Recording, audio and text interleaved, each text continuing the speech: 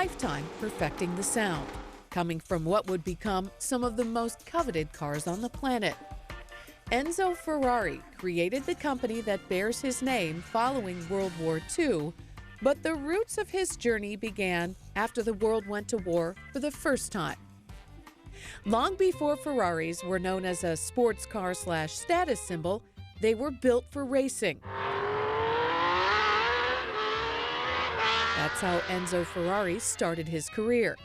On October 5, 1919, Ferrari went from test driver to racer and competed in his first race. He finished fourth, but got the itch to build cars that finished first. Ferrari left driving to take over the racing operations of the company that hired him. But by the time he was ready to break out on his own, the Germans invaded Poland and started World War II. It wasn't until he was nearly 50 years old that Ferrari began to make up for lost ground. The same year Ferraris entered the market, 1947, the company won its first competitive race. By 1952, the company had a world champion driver. Alberto Ascari won nearly every race he entered and drove a Ferrari every time.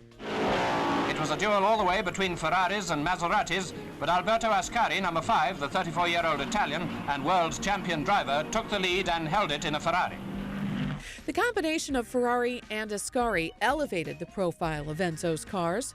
Throughout the 50s, Ferraris won 8 world championships, more than any other team. They also became some of the most sought-after rides for personal use.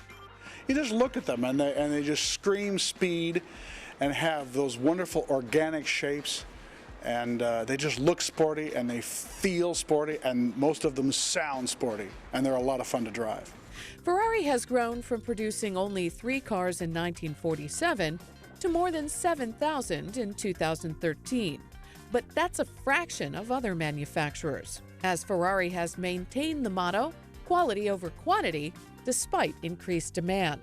The Italian style is identified by a certain concision, a certain economy of line, a certain rational beauty, that it has almost muscular looking, like the body is almost shrunk wrap around the internal components of the cars. It's very live, and it doesn't have as much adornment as others. America, for example, we have tended to rely upon ornamentation, applied ornamentation like chrome strips and badges and things like that. But in Italy, cars seem to be designed to allow the form of the vehicle to speak for itself. Enzo Ferrari once said he wanted to build a car that's faster than them all. Ferrari raced to the top of the all-time F1 and Grand Prix record books.